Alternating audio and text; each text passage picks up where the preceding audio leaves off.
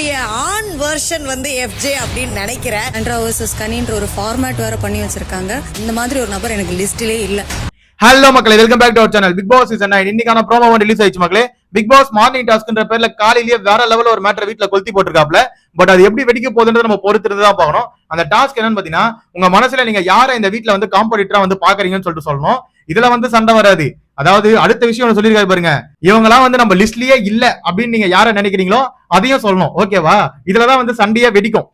இவங்க வந்து என்னோட காம்படிட்டர் நான் பாக்குறேன்னு சொல்லிட்டு விஜய் பார்வதி யாரை சொல்றாங்கன்னா எஃப்ஜே அவர்களை சொல்றாங்க. அதாவது இவர் வந்து என்னோட ஆன் வெர்ஷனா இருப்பாரு அப்படின்னு சொல்லிட்டு நான் நினைக்கிறேன் அப்படின்ற மாதிரி எஃப்ஜே அவங்க கருத்தை வந்து அங்க பதிவு பண்ணாங்க. நெக்ஸ்ட் வர நம்ம வியன்னா அவர்கள், நம்ம ரம்யா ஜோ அவர்கள் வந்து என் லிஸ்ட்லயே இல்ல அப்படின்ற மாதிரி ஒரு விஷயத்த சொன்னாங்க.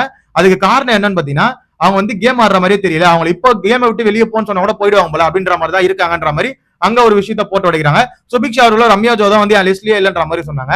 இங்க ரம்யா ஜோ திரும்பி வந்து ஒரு தக்லைஃப் கொடுத்தாங்க நம்ம வியன்னாக்கு. வியன்னா வந்து நம்ம ரம்யா ஜோ சொன்னாங்கல்ல, ரம்யா ஜோ வந்து வியன்னாவை சொல்றாங்க இவங்க என் லிஸ்ட்லயே இல்ல, அந்த அளவுக்கு இவங்க ஒர்த்தே இல்லன்ற மாதிரி நம்ம ரம்யா ஜோ சொல்றதை பார்க்க முடிஞ்சது.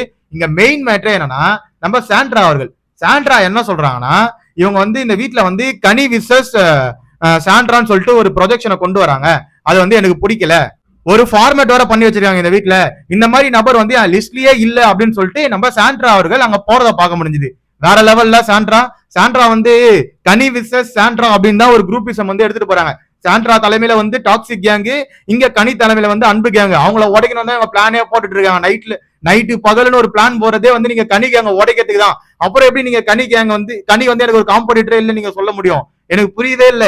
அவங்க இவங்க லிஸ்ட்லயே இல்லையா?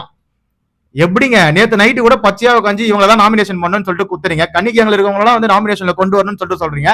அப்புறம் நீங்க கேட்ட உடனே என்ன சொல்லுவீங்க? இப்போ அவங்க லிஸ்ட்லயே இல்லன்னு ஒரு கதையை வந்து இங்க கட்டுவீங்க. அதை பாக்குறேன் நாங்களா முட்டாளா? புரியவே இல்ல. ஓப்பனா ஒத்துட்டு போங்க, நான் இவங்களதான் அடிக்க போறேன்னு சொல்லிட்டு அடிச்சீங்கன்னு வச்சுக்கோங்களேன், அது பாக்குறதுக்கு நல்லா இருக்கும். நீங்க ஒரு விஷயம் சொன்னீங்களா நம்ம சபரி கிட்ட, இந்த மாதிரி வந்து நான் ஒரு பொண்ணு தைரியம் தான் நேருக்கு நேரம் மோது அப்படின்னீங்களா, அந்த மாதிரி தான் இங்க உங்களுக்கு தைரியமா தான் நான் கனியை தான் அடிக்க போறேன்னு சொல்லிட்டு அடிக்கணும். அதை விட்டு அவங்க லிஸ்ட்லயே இல்ல, அது ஒரு ஃபார்மேட்டா அந்த வீட்டுல செட் பண்றாங்கன்றீங்களே, நீங்க பண்ணாதே அந்த வீட்டுல செட் பண்ற போறாங்கன்றது என்னோட தனிப்பட்ட கேள்வி மக்களே.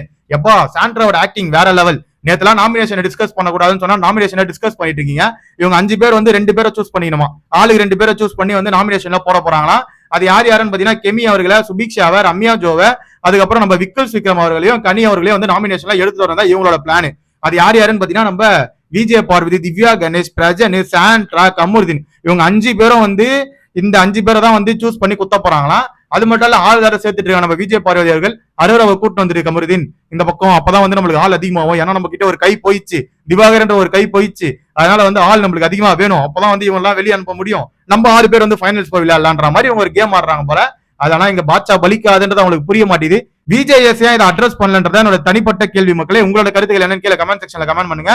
அது வரைக்கும் நம்ம சேனலை சப்ஸ்கிரைப் பண்ணி கூட இருக்க பெல் ஐகானை தட்டி விடுங்க. அப்பதான் நம்ம போற வீடியோ எல்லாம் உடனே வந்து சேரும். Love you, bye, take care.